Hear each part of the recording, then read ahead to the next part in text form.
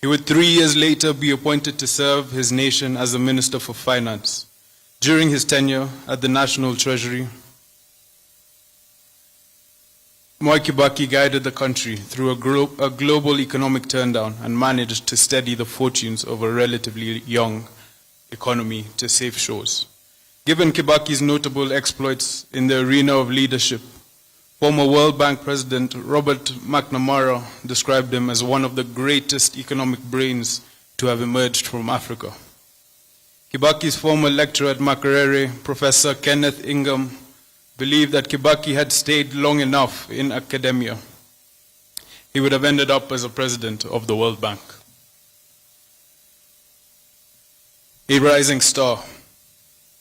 Upon the demise of the founding father of the nation, President Jomo Kenyatta, in 1978, Kibaki became President Daniel Arap Moi's vice president. Kibaki's star was clearly on a climbing trajectory. While at the Ministry of Finance and later as Vice President, Kibaki's adeptness, guided by his economic and fiscal outlook, transformed Kenya's economy. During that period, Kenya benefited from a commodities boom, propelled by monetary policies that led to consistent economic growth. Mwai Kibaki represented his people for 50 years, effectively becoming one of the longest-serving MPs in the Commonwealth. That, though, does not mean he did not have antagonists and detractors. His unyielding resolve to succeed and conspicuous political charm handed him serial victory at the ballot. In 1988, Mwai Kibaki was moved from the twin docket of Vice President and Minister for Home Affairs to the Ministry of Health. He took this unseemly turn of events in his stride. Neither did he cause a stir nor turn into a rebel. In fact, Kibaki went on to tattoo an indelible mark in the ministry when he momentarily waived cost-sharing measures imposed on healthcare service delivery by donors. The 1980s were uncertain times for politicians. The ruling party, KANU, had tightened its grip on dissenting political voices than ever before. Through this difficult stretch, Kibaki maintained an aura of calmness and decency. Opposition leader. In December 1991, Mwai Kibaki announced his resignation from government and formed the Democratic Party, DP. He thus started a new political journey. When Kibaki lost the presidential election in 1992, coming third after the late President Daniel Arap Moi and Kenneth Matiba, he found himself in unfamiliar territory, the opposition. For a man who had been in government all his political life and vice president for a decade, this presented a new opportunity to serve Kenyans.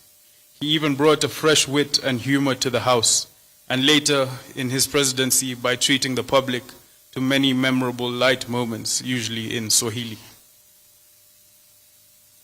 Kibaki's political triumph finally came in 2002, when the National Rainbow Coalition, NARC, picked him as its preferred presidential candidate. He got more than 65% of the vote.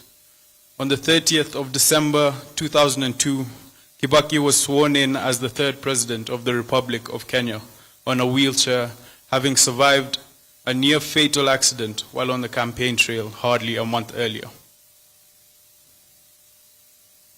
He served as the head of state and government until 9th April 2013, when his successor, President Uhuru Kenyatta, ascended to the presidency.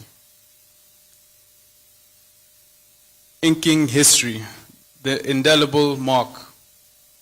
No doubt a leading figure in Kenya's post-independence history, Mwai Kibaki won countless hearts of Kenyans. He has many admirers right across the globe, fondly referred to in several quarters as the gentleman of Kenyan politics. Kibaki will be remembered as an insightful and eloquent debater with a unique sense of humor. After Kenya dumped the single-party system in the early 1990s, Kibaki became a leading light in nurturing a political culture of vibrant multi-party democracy.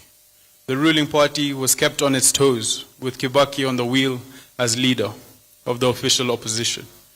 His role in shaping multi-party democracy is etched in Kenya's history. Once Kibaki became president, his government introduced critical reforms in the education sector, foremost of which was the globally acclaimed free